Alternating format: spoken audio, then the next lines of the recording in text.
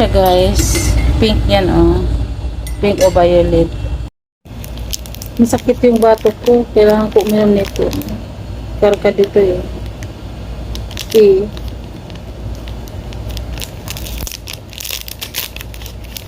Ayan siya.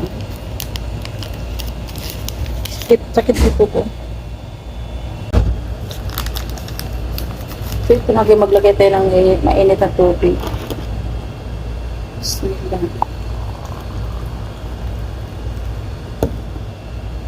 Ayan siya, mag-pink na yan siya. Ayan o. Mamaya, pakita ko po nag-pink na siya. So ito na siya guys. Pink yan o. Pink o violet.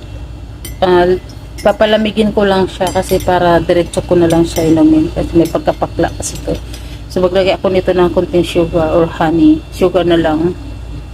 Mamaya na ulit to.